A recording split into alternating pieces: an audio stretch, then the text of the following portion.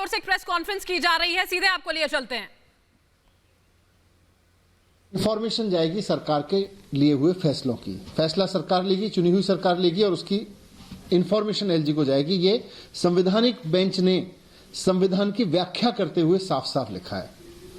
लेकिन अब केंद्र की भारतीय जनता पार्टी की सरकार ने संविधान को किनारे करते हुए, सुप्रीम कोर्ट की संवैधानिक पीठ की व्याख्या को किनारे करते हुए, इसके उलट संविधान में दी गई व्यवस्था के उलट जाते हुए यह फैसला लिया है कि केंद्र सरकार की जो दिल्ली की चुनी हुई सरकार होने के बावजूद एलजी के हाथ में पावर होगी, निर्णय लेने की, डिसीजन लेने का अधिकार जो है वो एलजी के हाथ में होंगे।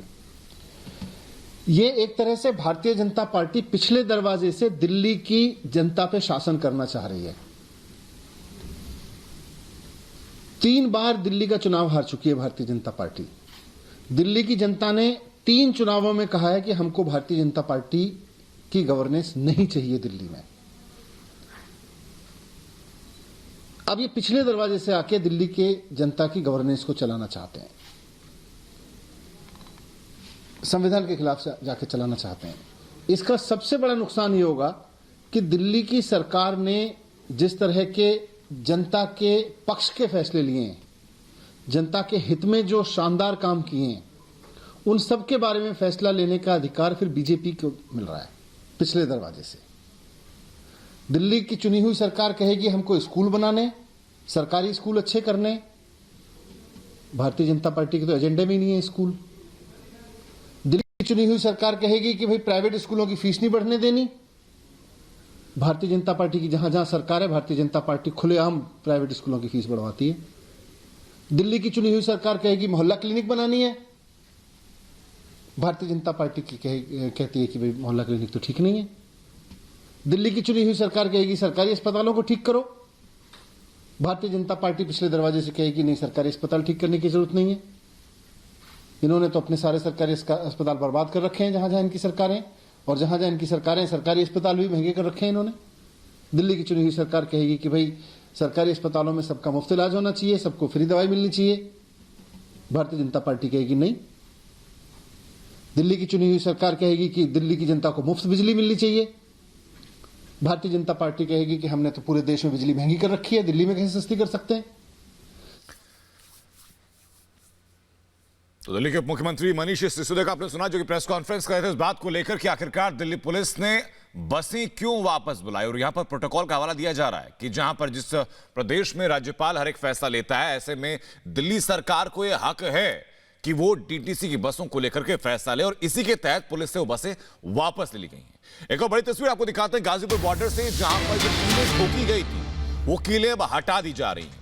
पुलिस ने बॉर्डर पर कीलें लगाई थी, सरिये लगाए थे, और अब उन कीलों को, उन सरियों को किसान वहां से हटा रहे हैं। ये तस्वीरें आपको हम दिखा रहे हैं। तो ये गाजीपुर की तस्वीरें, जब जो कीलें वहां पर लगाई गई थी 6 तारीख को, जो चक्के जाम की बात यहां पर की जा रही थी, जिसको लेकर राकेश टिकैत का बयान भी सामने आया। उन्होंने कहा दिल्ली एनसीआर में चक्का जाम नहीं होगा, जिससे एक राहत की खबर जरूर मिली थी, लेकिन उसके बाद गाजीपुर पर जो ये कीलें वहां लगी हुई थी उनको जरूर हटाया गया। रीमा प्रसाद हमारी सहयोगी वहां पर मौजूद थी, क्या कुछ हालात बने हुए थे उस पर उनकी एक रिपोर्ट आपको दिखाते हैं। सिंघू बॉर्डर से लेकर टीकरी बॉर्डर और टीकरी बॉर्डर से लेकर गाजीपुर बॉर्डर, ये तमाम ऐसे बॉर्डर से जहां पे पुलिस ने ये दावा किया कि यहाँ पे खतरा है और हम तारबंदी कर रहे हैं, हम कीलबंदी कर रहे हैं, लेकिन अब किसानों की तरफ से ये कदम उठाया जा रहा है, यानी इस कील को हटाया जा रहा है। ये आप तस्वीरें देख रहे हैं कि एक करके कीलबंदी हटाई जा रही है यहाँ से, और किसान एकता को लेकर नारेबाजी की जा रही है, नारा लग रहा है। लेकिन सवाल सबसे अहम यह है, आज के दिन विपक्षी खेमा यहाँ पहुंचा हुआ है और विपक्षी खेमा ये कह रहा है कि ये किलबंदी नहीं होनी चाहिए। तो सवाल ये है कि क्या विपक्षी नेताओं के कहने के बाद और उनके शह के बाद यहाँ से किलबंदी खत्म की जा रही है, जो दिल्ली पुलिस ने सुरक्षा के लिए लगाया है, जो दिल्ली पुलिस ने इसलिए लगाया है कि अगर कहीं कोई अनहोनी हो तो उसको कंट्रोल किया जाए। ये तमाम ऐसे सवाल हैं जिसको लेकर हालात अब ऐसे बन गए हैं हैं कि अब आर पार के मूड में है, चाहे वो किसान हो, चाहे वो फिर दिल्ली पुलिस हो। मैं अगर आपको तस्वीरें दिखाऊं तो ये देखिए, यहाँ से जब आप तस्वीरें देखेंगे तो सिर्फ और सिर्फ आपको किलेबंदी नजर आएगी। यहाँ से कम 100 मीटर की दूरी पर आपको दिल्ली पुलिस उस साइड दिखेगी और इस साइड किसान है। और यही वजह है कि 26 तारीख को ध्यान में रखते हुए, ये पुलिस का दावा है कि 26 तारीख को ध्यान में रखते हुए हमने कीलबंदी की है, हमने ये बैरिकेड्स लगाए हैं, हमने ये तारबंदी की है। ये दिल्ली पुलिस का दावा है, लेकिन किसानों का कहना है कि आप भारत देश में इस तरीके से नहीं कर सकते हैं, आप देश की राजधानी दिल्ली में इस तरीके से सरहद नहीं बना सकते हैं। ये किसानों का दावा है। लेकिन इन सब के बीच जो विपक्षी खेमा है वो लगातार यहाँ पहुंच रहा है, वो राजनीति कर रहा है।